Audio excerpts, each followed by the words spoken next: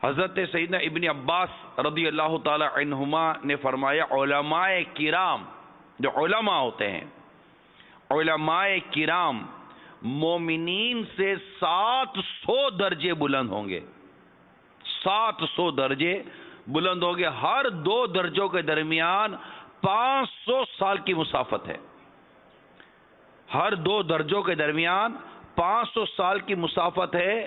اور اس مسافت کو سامنے رکھیں اور پھر سنیے کہ علماء کرام کو عام مومنین سے 700 درجے اللہ تعالیٰ نے بلندی عطا فرمائی ہے۔ یہ مقام و مرتبہ ہے علماء کرام کا۔ نبی پاک صلی اللہ تعالی علیہ وآلہ وسلم نے ارشاد فرمایا اللہ تعالیٰ جس کا بھلا چاہتا ہے، یعنی اللہ تعالیٰ جس کے لیے بھلائی کا ارادہ فرماتا ہے اسے دین کا فقیہ بنا دیتا ہے۔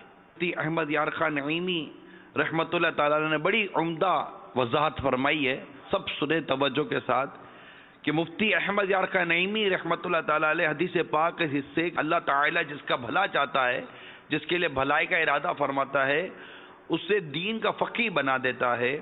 تو اس کے تحت دکھتے ہیں یعنی اسے دینی علم، دینی سمجھ اور دانائی بخشتا ہے۔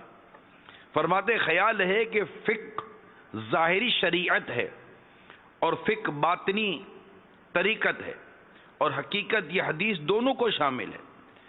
اس حدیث سے 2 مسئلے ثابت ہوئے، ایک یہ کہ قرآن و حدیث کے ترجمے اور الفاظ رٹ لینا علم دین نہیں، ان کا سمجھنا علم دین ہے، یہی مشکل ہے۔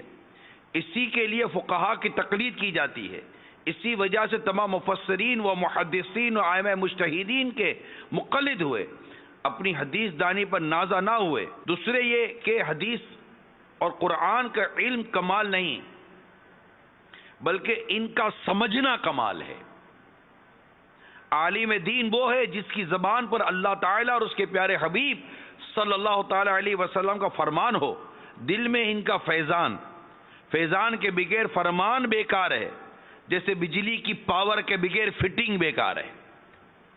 یہ بڑی خوبصورت اور عمدہ کلام مفتی احمد یار خان نعیمی رحمت اللہ تعالی علیہ نے یہاں پر حدیث پاک کے تحت فرمایا ہے۔ اسی طرح حدیث پاک میں ہے کہ جو علم دین حاصل کرے گا اللہ تعالیٰ اس کی مشکلات کو آسان فرما دے گا اور اسے وہاں سے رزق عطا فرمائے گا جہاں اس کا گمان بھی نہ ہوگا۔